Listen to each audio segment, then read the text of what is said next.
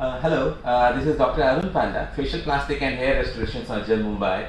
So this morning we are going to do a hair transplant surgery for a patient.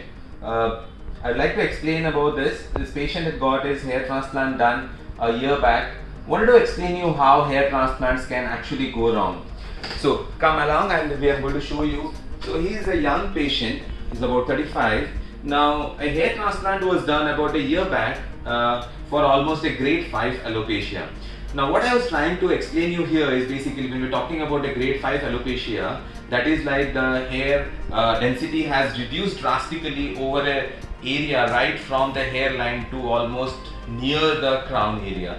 So here after a year we can see that the crown also the density has drastically reduced. Now the problem what happens in this kind of situation is like when we try and cover the whole area right from the hairline to the crown, we do not have adequate amount of donor and the hair follicles to cover the entire area of the scalp right from the hairline to the crown.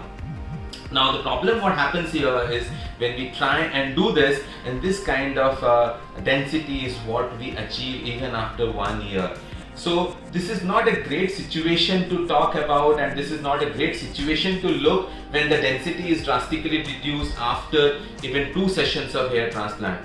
So what should we do in this kind of a situation, like when the patient comes to us with a grade 5 or a grade 6 alopecia, is we try and tell the patient we have a restricted amount of donor right from the occipital area and from the beard. So beard is one area which we would like to harvest because the beard hair is quite dense and it really gives good results.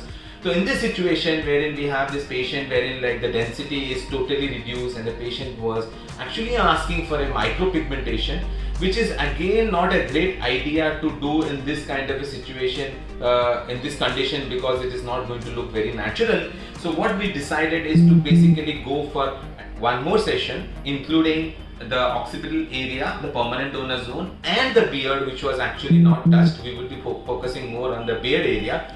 Now what we have also explained the patient is we are going to reconstruct the hairline and the area till the mid scalp. This is what we are expecting to do a good density and which we can achieve when we are using beard. So yes, beard is a very good donor area which we can take right from underneath this lower border of the jaw here, and we can restore this whole area. That would give us a good density. Again, let us not be over expecting here that we would be covering the whole scalp. That's actually not a great idea. Always we start and give a density right in the front.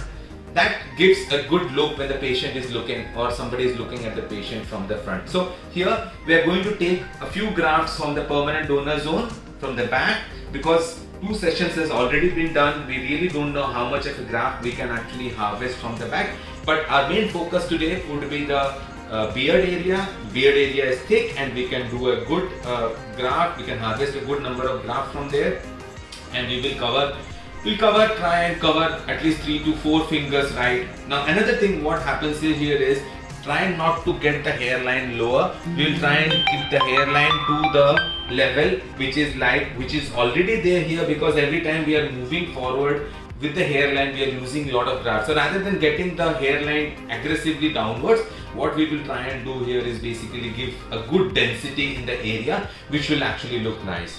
So let's see how it goes, and I am sure we can give a good result to this patient.